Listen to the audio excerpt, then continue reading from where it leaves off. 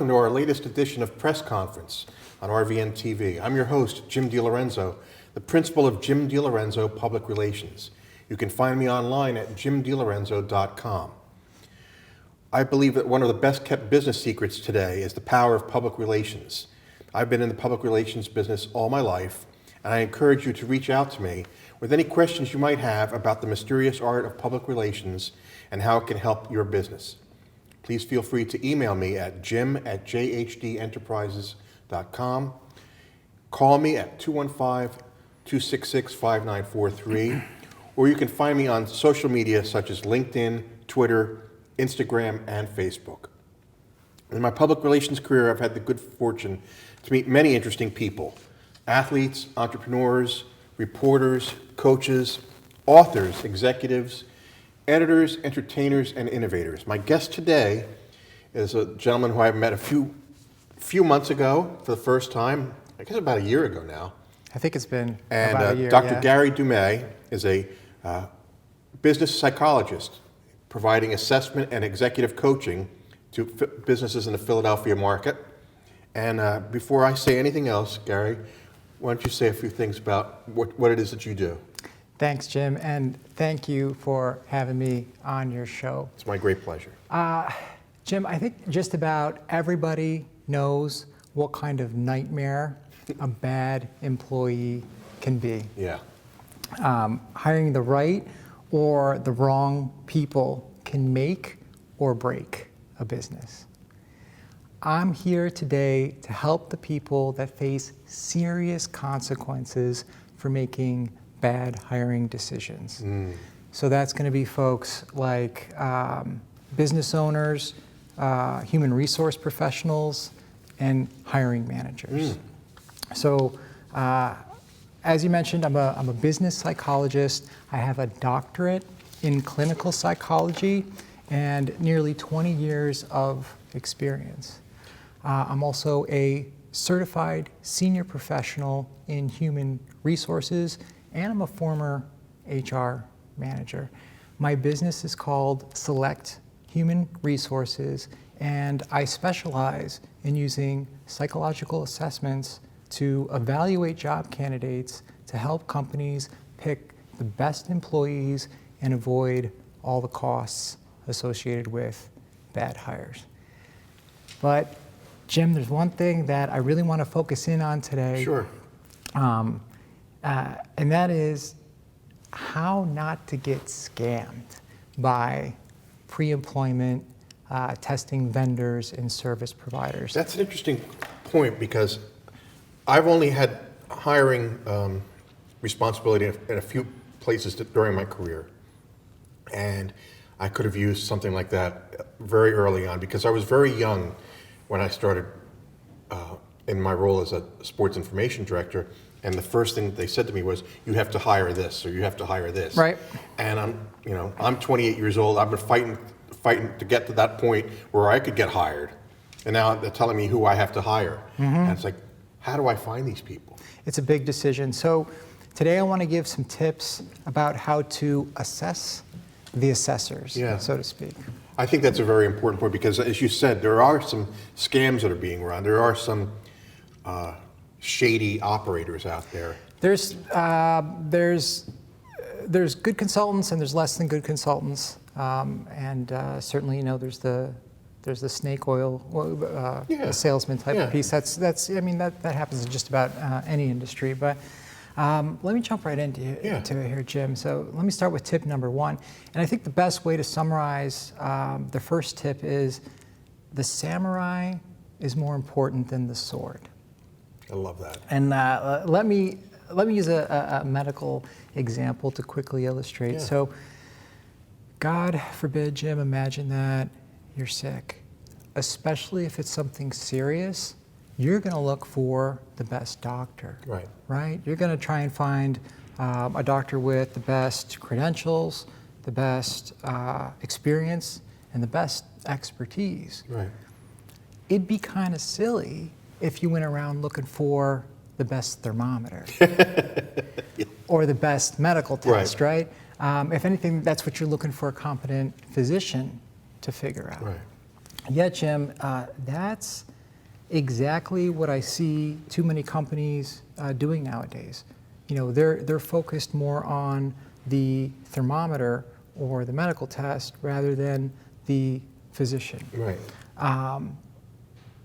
So I totally understand, Jim, why companies would fall into that trap. It's really because the market has become oversaturated with employee assessments. Yeah, and it seems to be that's almost a growth industry, if you will, in the HR sector, is that, you know, you use our assessment tool and you'll achieve success. You got it. And by assessment, you're right. I mean, it's gotten crazy. So by assessment products, I mean things like the Myers-Briggs type indicator, or the MBTI. I'm sure you've heard of that. What else is it? The DISC, the Hogan, the Watson-Glaser, the Caliper, the Wonderlic. The Wonderlic is familiar to everybody who follows the NFL. The Thomas Kilmann, the predictive index, right? You know, I can go on and on and on. There's assessments coming out constantly. So imagine that you're a business owner and you're suffering from bad hires, right. Or you're a human resource professional and your boss says, do something to reduce bad hires, reduce the cost of bad hires. Yeah. So what's the first thing that you're going to do? You're going to go online and you're going to start doing a search, and what's going to come up first? Well, a list of different assessment products and tools, right? What you're not going to see is a list of qualified quality consultants, right? So how do you break through that noise? Well, let's talk about the noise first. So why is there so much noise? It's because these test publishers pump a lot of money into marketing, right? So there's a reason why when you go online, you look, that's all that comes up, is all these different assessments created by these test publishers. And so it's the pursuit of profit that has really started to change the employee assessment landscape over the years. I can see that. And let me share a little history to illustrate. So over 10 years ago, when I founded my consulting firm, Select Human Resources, I had to go to these assessment publishers and gain their permission to use these assessments. They wanted me to prove that I had a doctorate in psychology. Interesting. Not only that, Jim, they wanted me to show that I've had courses that were specific to administering and interpreting psychological assessments. Even I lucked out because my graduate program really focused in on that. Not only did it do that, but it even educated me in how to construct and validate those types of assessments. However, that created a very high barrier for entry in order to use the type of assessments to do pre-employment, which is actually how I feel it should be. But these test publishers, they want to make money, right? Right. So what they did over the years is they started to lower their barrier for entry in order for someone to use psychological assessments to assess employees. In fact, what they do now, what many test publishers do nowadays, is they offer training and seminars, which usually takes the form of like a 2 to 3 day retreat, like or at a conference somewhere. At a hotel or what have you. And so, just about anybody can become certified in how to use these assessments. And of course, these publishing companies, they charge people $2,000, $3,000 and up to attend these trainings. So in comparison, Jim, I went to 5 years of graduate school in order to become certified, not to mention my work with global human resource consulting firms, actually applying the assessments in the workplace. So you really got to ask yourself, would you trust somebody with just a few days of training to make important decisions about the most important aspect of your company, right? Employees. It's like, I'm going to go to this doctor because he uses that scalpel. And I've heard that's the best scalpel. Yeah, exactly, right? It does. Or that the doctor, just went to 3 days of training, Right. and is now certified. Would you trust that person? And Jim, this is a very important point. No matter what type of pre-employment assessment or employee assessment that you're using, it always comes down to a person who's evaluating that information and making a decision about it. Jim, I can't tell you how many times I have seen the same assessment results given to 3 different decision makers. Okay. And those 3 different decision makers come up with 3 different decisions. 3 different decisions because they're not well versed in how to interpret the information. Now, do you find that to be a situation where they're not aware that someone like you is available to them, or that they could bring someone in like you who could help them make the right determinations? Yeah, of course. So a lot of, again, people, they look quickly online at what's available, and what they see is just, product after product after product. Yeah. A lot of times people aren't really familiar. I mean, they're not supposed to be. There's a reason why they're specialists. They're not really familiar with everything going on in the assessment space.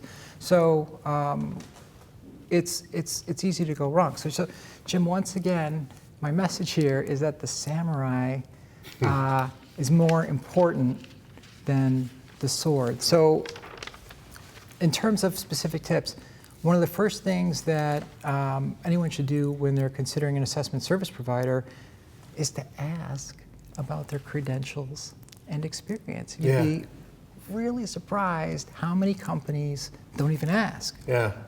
They just assume, since a product looks flashy and they got a lot of nice marketing materials and things like that, I guess they just assume that they have the expertise. I can see it by the quality of their brochure, or the depth of their website, or the appeal of the sales rep that came into my office. You got it, right? Yeah. So what you want is somebody with a doctorate in psychology and experience applying those psychological assessments in the workplace. What you want to avoid are people who certainly that don't have a degree in psychology. Yeah. For example, there's people out there with MBAs, masters in business, using psychological assessments. What you also want to avoid is people who have no degree at all. And likewise, beware of consultants that are tied to just one assessment product. Right. They've got the one product in their arsenal. Yeah, more than likely they are a trained salesperson, representing a test publisher, rather than a knowledgeable advisor that can help a company take a look at everything that's available in the marketplace and then pick what would be best for that company's specific needs. I want to continue our conversation. We're going to take a quick break here, but I really like where you're going with this, and I want to hear some more, and I know our audience would like to hear more. We'll be right back after these messages.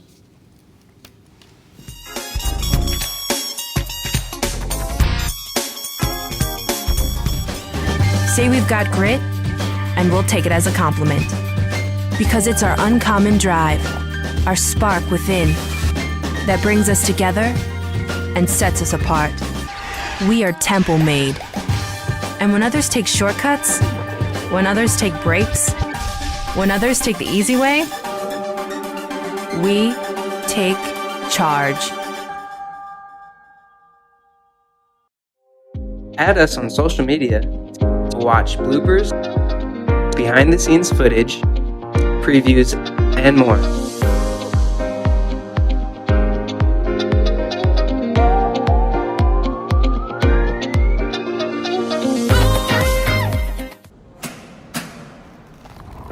I work 13 hours a day, 6 days a week. So when I'm off the clock, I gotta get stuff done. So when I need a snack, I need something healthy, tasty, and easy to eat. Like wonderful pistachios without the shells. They're protein-powered, delicious, and great on the go. And that's perfect for me. Thanks, Liz. A woman without a lot of time. Whether you're a gourmet cook or just want to eat like one, visit Rostelli Market Fresh, your home for the freshest locally sourced ingredients to please everyone who loves great food. Our organic meats, quality seafood, and free-range poultry are cut fresh to order. Chefs create culinary-inspired prep foods made fresh every day, which pair nicely with our vast selection of fine wines and spirits. Choose from handmade pastas, artisan cheeses, organic produce, and grocery items, all from the finest purveyors. Rostelli Market Fresh, from our family to yours. RVNTV is a platform for people of any industry. My guest today on press conference is Dr. Gary Dumais, a business psychologist, assessment and executive coaching with his firm. The name of your firm again is? Select Human Resources. Select Human Resources. Okay, I just want to make sure I had it right. And we were talking about how an HR manager or business owner looks at the Google results on assessment tools and just kind of relies on what they see pop up as far as the assessment tools. They don't look at the person, the samurai, not the sword. Right. They're looking at the sword, but not the samurai. Or they're looking for thermometers rather than a good physician Right. To help them with their employee assessment needs, right? Which is an area where you don't want to cut corners. And you really don't want to make a mistake. I mean, even more now than ever, perhaps, it's critical that you don't make that mistake. Right. You don't hire the wrong person, because there are so many factors now that, especially at a senior level, but also at a junior level or a middle level, right.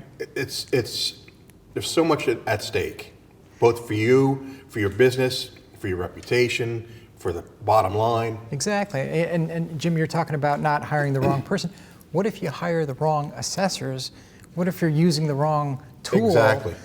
I mean, now you've got a whole host of problems because of that. So really, you got to get it right from the start. So that's why my emphasis is on, the samurai is more important than the sword. The physician is more important than the test. And we talked about that before the break. So my second tip here is beware of assessment service providers who undertest, and beware of assessment service providers who overtest. Yeah. So what does overtest look like? Jim, I'm not kidding when I tell you that there's some pre-employment assessment service providers that will test an employee all day long. Wow. They'll just have them come in and give them test after test after test after test, or sometimes... Is it by attrition that they decide whether if you can make it through the day? Right, yeah. Hey, if they can't get over that hurdle, can they be? But oftentimes it's too much. And we're talking, there's also assessment centers, like day-long assessment centers, and there's companies out there that will assess candidates through like 4-hour-long interview. Can you imagine sitting for a 4-hour-long interview? So especially in today's having been a part of one like that. Oh, you did? Earlier in my career, Yeah. I can imagine how it must be for especially today. So, I mean, if we're talking about, extremely high-level candidates like senior executives and CEOs, that kind of methodology is understandable, right? Putting them through all those sorts of assessments, but otherwise, it's not necessary, and especially in today's very competitive landscape, for the job market's doing great, the economy's doing great. You don't want to do things that are going to lose candidates or turn off candidates. And there's also the risk on the public relations side of turning off the whole pool of potential applicants or candidates. Because candidates talk. Yeah, word gets out there. Now you have these online resources where, do I want to work there? And they tell you, you don't want to go there. I interviewed there and it was horrible. There's too many hoops to jump through, right? And the important piece is it's not necessary. You don't need that many assessments. But before I get to what is more necessary, I want to talk about the flip side of that. And the under-assessing. Yeah, what is too little assessment? So a dead giveaway there, Jim, is that no employee selection process should ever hinge on one pre-employment assessment. Human beings are the most complicated entities ever known, the most complicated entities on the planet, maybe even in the universe.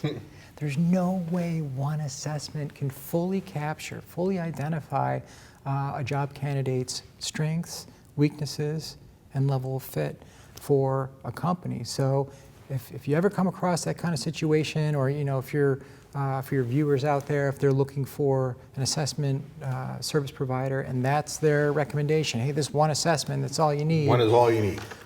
Be very wary. That's certainly not best practice. So a solid employee selection process, Jim, should include at least a couple personality assessments, usually a couple cognitive assessments, and a structured interview. And Jim, there's one more important tip that falls into this category. Assessment processes that are too invasive can really turn candidates off. And so what do I mean by invasive? There's no need to be asking a candidate about their childhood.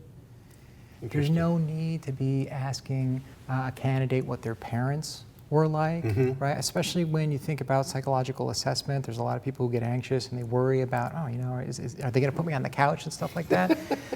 In a workplace setting, that should not be happening, but it does happen.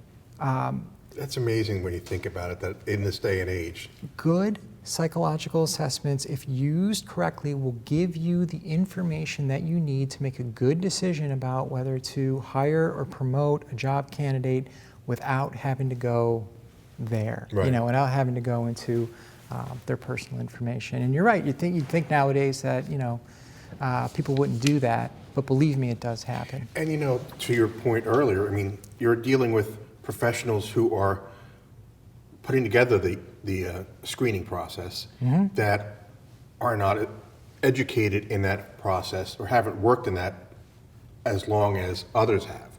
And they're not familiar with the tools, they're not familiar with the technology, they're not familiar with the industry knowledge that's there that they need to draw on to make that right decision. And a lot of times companies don't know. They send their candidates off to, you know, a consulting firm, and they don't really know what happens there and what's happening there. Sometimes you've got certain vendors who will ask those sorts of questions, and it can really cause a lot of problems. So that's going to bring me to tip number 3. Tip number 3, and my third tip for today is it's a bit of a quick one, but beware of any one-size-fits-all employee assessment approaches. So, Jim, I mean, I don't have to tell you, but you know, each business, each company is unique, right? What's required for an employee to be successful, let's say, at a tech startup company, is going to be very different, maybe even opposite, for what's required for success at, let's say, a bank that's been around for decades, or maybe even like, you know, 100 years or what have you. So, you know, an ideal candidate, stereotypically speaking, for like a tech startup would be comfortable with risk taking, they'd be innovative and, you know, big picture thinking and all that kind of thing. Whereas the right candidate, job candidate for a well-established bank is going to be much more cautious, conservative, you know, wanting to color within the lines, that kind of thing. So when you're screening assessment service providers, ask them, do you take company culture into account? Do you have a way to incorporate that into the decisions that are made? Yeah, because that is an important part of, if that person's going to become part of the company, you want to make sure that it fits within the company on all levels, and that they're comfortable with what you have to offer as a business, but at the same time, your business is comfortable with that person. Yeah, and that's a very personal, tailored thing, right? And that's not something that can just be captured by any sort of like kind of off-the-shelf assessment. Right. It's interesting because I have made it my business not to do any more interviews or apply for any. I haven't applied for a job in like maybe 15 years. Lucky you. Yeah, you know, and I don't intend to in the near future, but I'd like to think that my ability to interview and go through the process successfully has changed from where I was, say, 30 years ago when I first got started at a professional level. Because of your experience. But because of my experience, because of, you know, my experience not only in business but in the world at large, you know, and my life experiences. Yeah. And I think, as you said, one size fits all doesn't work, because nothing one size fits all fits any of us as individuals. We're all unique, and the businesses are unique. Each business has its own challenges and successes and accomplishments that they're looking to build upon. And you know, businesses change with time. Yeah. And a lot of times there's businesses where the business itself is looking for change, Yeah. right? And maybe they don't even know what it is that needs to change, but oftentimes a good way to do that is to bring in some new talent that's got some differing perspectives.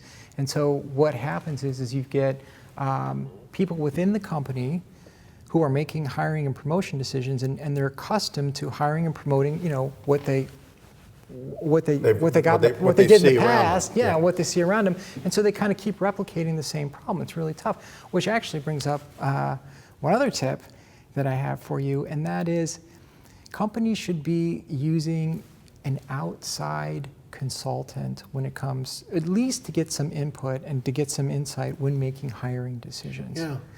And I'll tell you a little bit more why, but I mean, when you're so I've been an HR manager within a company. I know what those internal pressures are like. Sure. But when you're a decision maker within the company, your paycheck relies on that company. So, you know, if there's a hiring manager that likes a certain candidate, or your boss likes a certain candidate, there's pressure, sometimes Right. unspoken or indirect, that can bias good decision making. Exactly, because you're thinking, well, they're not going to like me anymore if I don't hire Joe. Yeah.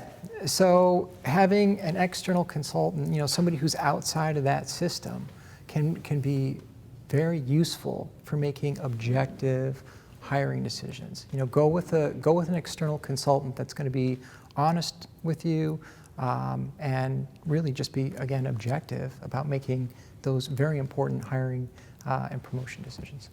What's the best way for my viewers and some of our listeners to get in touch with you? Jim, the best way, I mean, I'm happy to have your viewers reach out to me directly.